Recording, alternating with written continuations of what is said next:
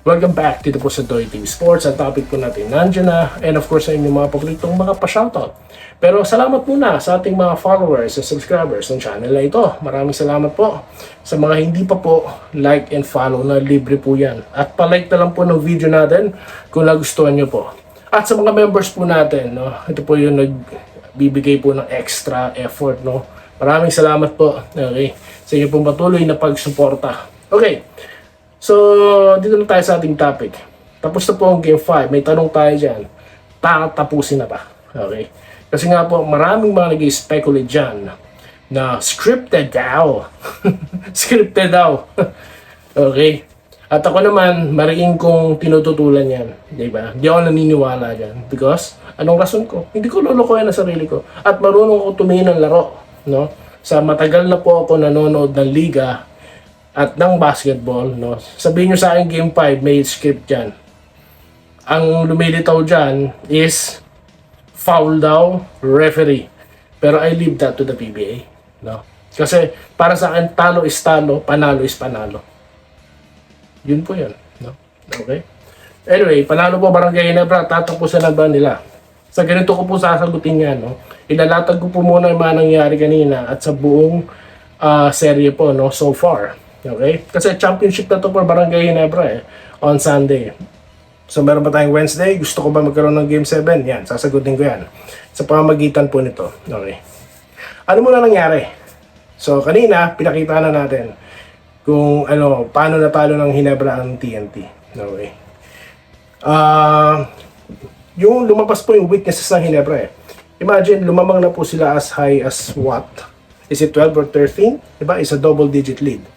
Pero nabalikan po sila ng TNT. TNT. 13-0 run, mga boss. Di ba? Kaya nakalamang pa po ang TNT.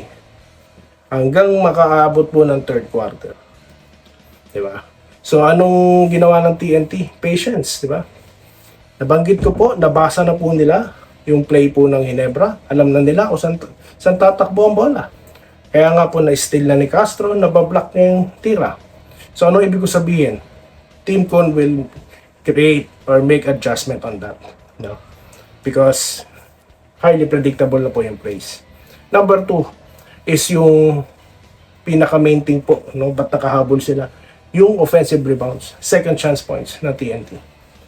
That's number 2. Number 3, hindi po natin nakita yung talagang 3-point shot game ng Barangay Ginebra, no? That's number 3. Okay. At ano po ang nakita natin? Bakit sila nakahabol? Tignan nyo lang ang points. Alam nyo na kagad. Sino umiscore ng kalahati? Justin Pinoy Brownlee. Diba? So, yan po yung mga yun. Yan po yung tatlo na yun. So, ngayon, kung ang gagawin ng Ginebra dyan, kung itong sabihin na natin itong rebound, nasolusyonan nila, no? Dahil kayang-kaya naman makita nyo lang kung saan tatakbo yung bola, makikita nyo lang yung player na pwedeng sumalo nito pag na-box out mo. Secure mo na yung rebound. Jan Avis did that. Diba? Nakita natin, nakatatlong rebound kagad siya. Plus, layup. Number 2, ito hindi na po ito pagkakasunod-sunod pero ito po yung tatlong nabanggit ko. Number 2 dyan is yung 3-point shot. Paano ka magkakaroon ng better looks on the sa basket? Nakita po natin, Chapet tries to run. He tried to sprint the floor, di ba? Tumakbo. May chances, magkakaroon po ng separation. Lagi po natin sinasabi dyan. At continuous ball movement. Di ba? That's number 2. And then yung number 3, mga boss, of course, Justin Brownlee. No? For sure, Coach Tim Con will always look for him, di ba? On a consistent basis. At he already anticipated the TNT will do a maximum security, no? Or defend. Sabihin natin maximum defense dito kay Brownlee to the point na magiging import matchup na po ito. Because they are already back they're already against the wall. Di po ba? At delikado na sila dito. This is considered their last game, so they will do all things to survive. So yan po ang aking, of course, lahat tayo na-expect natin sa TNT and they will come back. Diba? Kapag ang Ginebra po nagawa ito, no, Dahil ang pagtakbo po nila is advantage yun. No? Tapos, ay isa pa po, idadagdag ko lang. Kapag po nagawan po nila ng paraan, no, na makakita po ng magandang shot selection si RJ Abarrientos, no, magko-contribute po yan. Dahil consistent po ang 3-point shooting ni Abarrientos. Nasa sistema niya yan. Diba? Wala pa ako kay Holt, wala pa ako sa ibang mga players, wala pa ako kay Thompson. Diyan pa lang ako sa tatlong napansin ko na kapag na-improve nila, tapos na po ang serye. Okay? So, wala pong kupunan ng gustong tumagal pa ang serye. Gusto na nila itong tapusin dahil sila po ang may advantage. They don't want to be in the position, no, na nasa iyo na ang chance, biglang mawawala sa iyo yun at magiging winner take all, no, ang magiging matchup. Wala pong gusto nun. And at definitely, ang isang kupunan gusto na pong mag-champion. At yan po ay isa dyan na yung Barangay Ginebra. Kaya sa tingin ko, no, kapag nagawa po nila yan, napagplano ang maigi, na-execute na maigi, tapos na po ang serye. No? Yun lang po. Alright, shoutout po tayo mga boss. Dito po tayo kay Sir Claudio Prasdilla. Good morning, Aldoy TV. Muntik na. Atakihin ako po sir. Ingat po kayo. Naman ko yung maraming tubig. No? Alam niyo po, yung mga ganyan, simpleng ganyan. Ha? Huwag niyo pong ida-downplay. Kasi po, di ba, yung iba pong mga kababayan natin natutumba na lang. So you have to, kung, alam ko, pwedeng nagbibiro lang kayo, no? Pero sa akin kasi, seryoso pa din yan. No? Kaya, take care sir. Ha? Dito tayo ha, mabuhay Barangay Ginebra, congrats. Sabi po ni Siegfried Beno. Nahirapan po akong basahin, masensya na. At Jacinto ng Taso, good morning kabayan Toy. Sarap ng pakiramdam kapag Ginebra na nanalo. Okay, tama po kayo dyan. Bon Ryan Cantor, congratulations sa Barangay Ginebra. Justin Brownlee, no? One way went to win the championship. No? Congrats. Dito po kay Nora Noya, nagko-congratulations sa Barangay Ginebra. Willie Barday, good morning, no? Nagko-congrats po sa Barangay Ginebra. Giliar Gatukod, ganun din po. Okay. Nakakakaba. Sobra, no? Umabot pa ng overtime situation, mga boss. Iba, kapag meron ka talagang consistent player, talaga pong yan na magiging outcome, no? Kasi nga po, parang nangyari po sa Golden State Warriors, no? Basa na yung 3-point shooting nila eh. So, kanino ka tatakbo kapag kailangan mo nang umiscore? Meron silang KD, di ba? So, yun yung nangyari sa kanila. At sa Ginebra naman, may Justin Brownlee. Chicago Bulls, ba't sila nag-champion? Because of Michael Jordan. At meron po niya ng Ginebra. Di ba? Meron po niya ng Gilas.